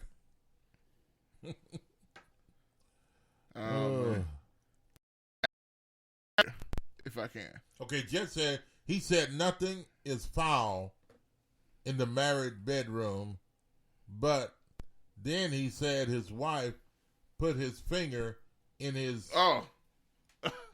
Because his G-spot is there. Oh, well. Anyway. Hey, I think that might be too much for the pulpit right there. That's let me do like put salt in your hand and throw it over your left shoulder. No, I'm just kidding. I don't know if we ever played it. This is a pastor out of Birmingham. Yeah. Who was he spoke before City Council of Birmingham, Alabama. But my point is this, Josh. The Bible says everything, that tells everything that we need to know, and we need to talk about it. Yeah. Sex is in the Bible. We need to talk about it. We need to preach on it, and preachers are ashamed. They're thinking that it shouldn't be done in the church and done in the pulpit. They want to come up with these beautiful 20-minute sermons every morning. Sunday morning when you come in, they got it all laid out and give it a good title, and then just, give a few sayings on it, and then get ready to and the organ get behind them or whatever, the piano and all that stuff, and then they ready to walk with it. And then now you happy. But you ain't learned nothing. But they don't want to sex. Anyway. Yeah, it's in the Bible. All right. What was I telling you? Well, no, I was actually saying there's a pastor here that I was going to play this clip. Oh, yeah. He says here, GKP, as for GKP, I'm so glad God created sex. I love my woman's woman. Women's. Women's. Yeah. This singular guy. Yeah. Not ashamed. Naked and not ashamed. I remember that. Just says here, there's a real book, a preacher here in Memphis Road, Naked and Ashamed. I remember. I remember that. Jet. You're right. I forget who it was, but yeah, I remember that made national news. You know what? I think I may have talked to that preacher. I'm gonna have to look that up, Jet. It's been a while. Yeah, go ahead, Josh. But yeah, this is a pastor in Birmingham, Alabama, speaking before the city. Yeah. I'll check that. Check. Fifth Avenue North. On yesterday, we had a historical thing to happen in the city of Birmingham. They call it historical, made history and all that kind of stuff. But I'm here this morning to talk about another his story. To me, yesterday was one of the most bizarre, one of the most comedic scenes I ever witnessed in public. And I witnessed men with size 13, 14 shoes out there kissing each other in the mouth in front of little kids. It was just bizarre. It was like a freak scene going on. I know about government and laws being made. I got a law this morning that came out of Ephesians chapter 5 and verse 31. And it says, shall a man leave his mother and father and join to his wife, and they shall become one. And to have your kids out there yesterday, 6, 7 years old, holding flags, the Bible said, provoke not your children to riot. Proverbs 22 and verse 6, 7. Train up a child in the right way he should go. And when he get old, he wouldn't depart.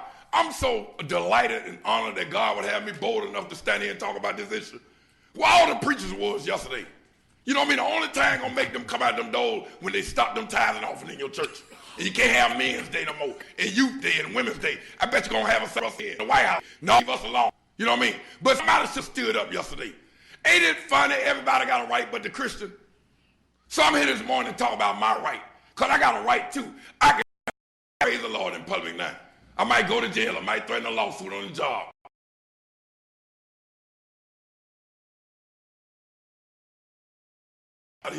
I got a text all the way from Washington, D.C. And I'm going to go and break the news to y'all, and y'all in the back of me also. In 2 more years, in 2016, February the 9th, you won't only be able to marry your partner that you play football with no more. You're going to be able to marry your dog. You're going to be able to marry your cat. You're going to be able to marry your snake. You're going to be able to marry your rat. Your roaches. Some of y'all been with the roaches so long, you might well go and marry the roach. You've been around your house so long, you're going to be able to marry your broom. Going crazy in this world, y'all. Ain't we going crazy? I know Alabama made a lot of money yesterday. I know somebody else made a lot of money too. Duracell ain't got no batteries on the shelf this morning. All the batteries gone. I tried to find a battery for my this morning. Couldn't find them nowhere. I said, what happened? They said, real. They bought all the last night. They bringing some kind of just bought all the batteries. They do the battery.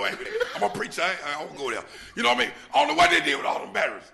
Now, Mr. Mayor, don't stop me in the hallway, you and your 15, and tell me I can't come here talking like I talk. I got a political job to do. I got a biblical job to do. And I'm going to do mine and you do yours. I'm going to stay in my lane and you stay in yours. I ain't about nobody. If I had to die doing what I'm going to do, I'm just fine. Y'all remember Peter and Paul and Silas were thrown in jail? I'm getting out of here, Mr. Officer. Don't you push that button. You remember Paul and Silas were thrown in jail? You remember the 3 Hebrew boys were thrown in the fiery furnace? You remember Daniel was thrown in the lion's den? They didn't say when he show up or if he show up. They said we know he going to show up. Why we scared today, preachers? Your time. Everybody coming out the closet but the saints. When we going to come out the closet? And all the gay people ain't show up down there yesterday. We got some down low people that didn't show up. Some of them down here.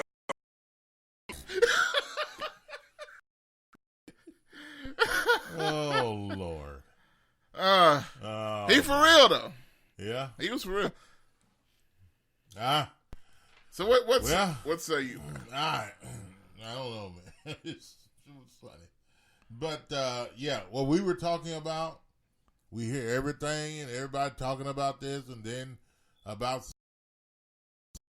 he was talking about. Right, and they don't want to say certain things from certain places and over the pulpit and that type of thing. We need to talk about it, folks. Hey, look, here's the thing. Sex is in the Bible. That's true. Like I said, it's all over the Bible. And here's the thing. Not to just say, because this wasn't just like a random video out of place what we were talking about. Right. My thing was, I know Vicky just got in and was hearing this pastor speaking. Right. So I know she's wondering what's going on. Yeah. But look, he wasn't wrong in a lot of stuff he was saying. Especially when we talk about, preachers being scared to hit about certain things. You know what I'm saying? I think they're not scared of it. They just they're not scared to talk about it. Scared. I literally think some are scared. Scared to talk about sex over the pulpit? They're not scared. Well, they just don't want to talk about it. They're not scared to talk about it. They get down out of the pulpit and start talking about it. Oh, well. But the Bible talks a lot about sex, all kinds of sex. And there's nothing wrong with so somebody say, you hear what that preacher, you hear what they said talking about sex this morning. Well, I mean, it's in the Bible. Read it. Stacy Spencer, I think that's who that was. Not here. You know what, Jet? Yeah. I think you're right. That wrote that book. Yeah. I think you're right on that. Yeah, I forget. He's one of the big churches around. I forget which one. I know we actually had him on the show for something else. Yeah. It wasn't about the book, but it was about something else going on. What is the name of his church? It's a big church. New Life or New Direction? I think New Direction. New Direction. Right? Yeah.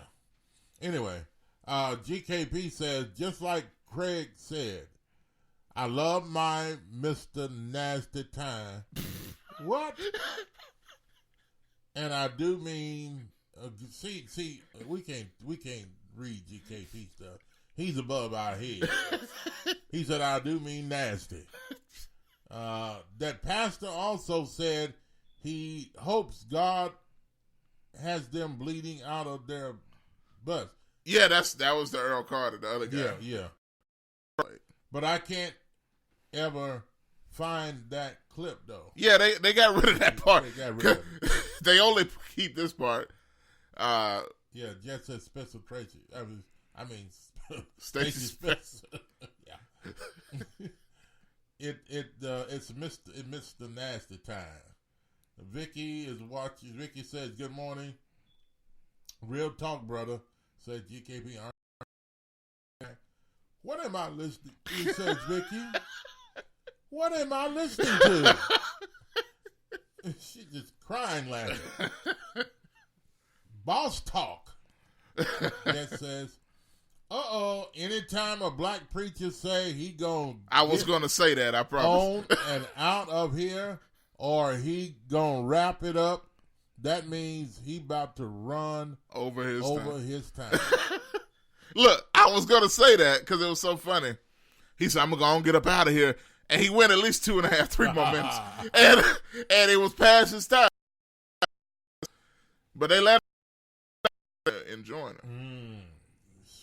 Jet said he sounds like Pastor Andre Guy. Well, hey. Preach. You. Yeah, me. GKP says, I feel that man. That's why GKP ain't scared of none of these. Oh, okay. I see. Yeah, period. I'm going to say he didn't say I'm going to say. He didn't put the word out there, but no. Yeah. Yeah. But at any rate, folks, you understand where we're coming from. Yeah. Okay? Just like people, they love to preach on tithe. Oh, giving offerings in the church. Oh, the pastor will say something about that every single time. When the pastor ain't talking, somebody else taking up the tithe. The pastor gonna jump up. Tithe time. Give that money. Give your 10, 20, 30, 50%. 50? They done went up on it. They went up on it. Inflation. Inflation increase. That's what tithe means, tenth of all your earnings. Yeah.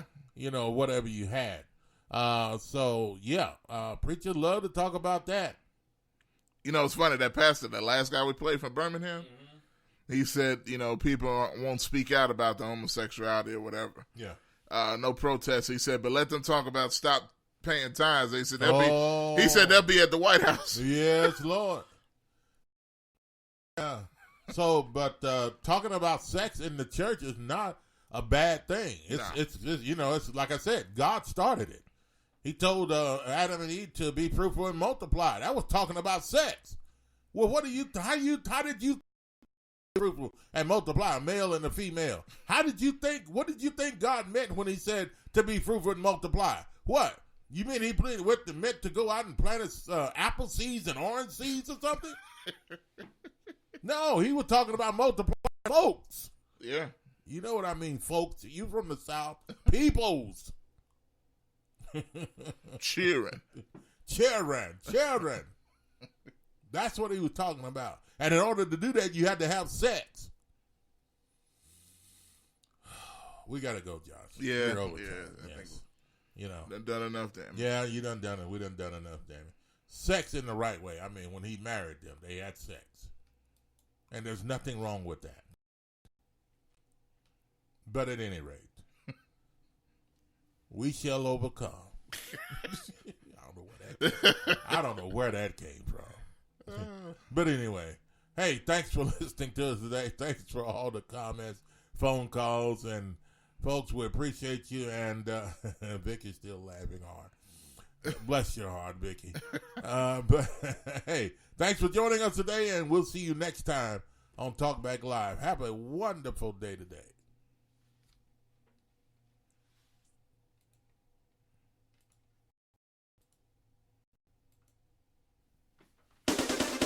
You're listening to Talkback Live with Bob and Josh. Talking about current events and topics that matter.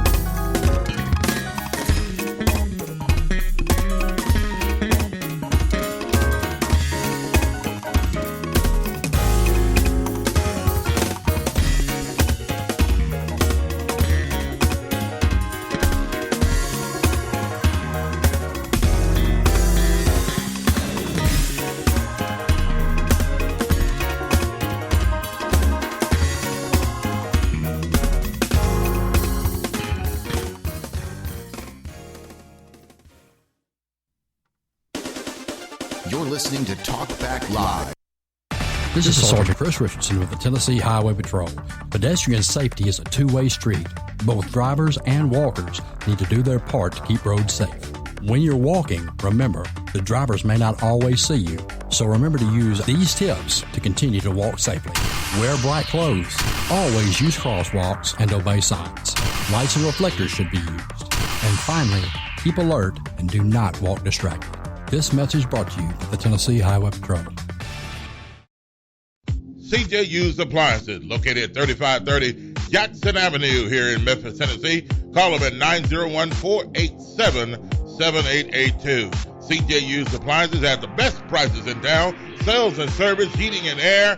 Also the best appliances you'll find anywhere in the Mid-South. Refrigerators, microwave stoves, washers and dryers, deep freezers, dishwashers, whatever you need in used appliances. And folks, I'll tell you, they're the best used appliances anywhere you'll find. That's CJ Used Appliances, 3530 Jackson Avenue. All appliances come with warranty. You can call them at 901-487-7882. Again, 901-487-7882. CJ Used Appliances. Graphics Printing, located at 890 East Range Road in Memphis, a complete print shop for all your printing needs. They do it all: color copy, resumes, funeral programs, rubber stamps, full-color business cards, wedding and graduation invitations, and more. 30-plus years of quality work and service. They're open Monday through Friday from 8 a.m. to 5:30 p.m., located at 890 East Range Road in Memphis, Tennessee, 901-345-9294. Graphics Printing. C&S Motors Auto Sales, located at 2508 Summer Avenue here in Memphis, Tennessee. Call them at 901-323-8778. C&S Motors Auto Sales has been around since 1984. Go by and see Chris today for some of the best pre-owned and used vehicles in the city. They have SUVs, minivans, cars, trucks, whatever you're looking for in pre-owned used vehicles. Hey, you can find it right there at C&S Motors Auto Sales. See Chris since 1984. They will treat you right. Call them at 901-323-8778. That's 901-323-8778. 2508 Summer Avenue, C&S Motors Auto Sales. This is Sergeant Chris Richardson with the Tennessee Highway Patrol, here to explain the Tennessee Hands-Free Law, which is a new state law effective July 1st, 2019. In Public Chapter 412, it makes it illegal for a driver to hold a cell phone or a mobile device with any part of their body, to write, send, or read any text-based communication, to reach for a cell phone or mobile device in a manner that requires the driver to no longer be in a seated driving position or properly restrained by a seatbelt, to watch a video or a movie on a cell phone or a mobile device, and to record or broadcast video on a cell phone or mobile device. So, can I still talk on my cell phone while driving? Yes. A driver is permitted to use an earpiece, headphone device, or a device worn on a wrist to conduct a voice-based communication. The driver may use one button on a cell phone or mobile device to initiate or terminate voice communication, and voice-based communication may also be used to send a text message. Learn more at handsfreetn.com.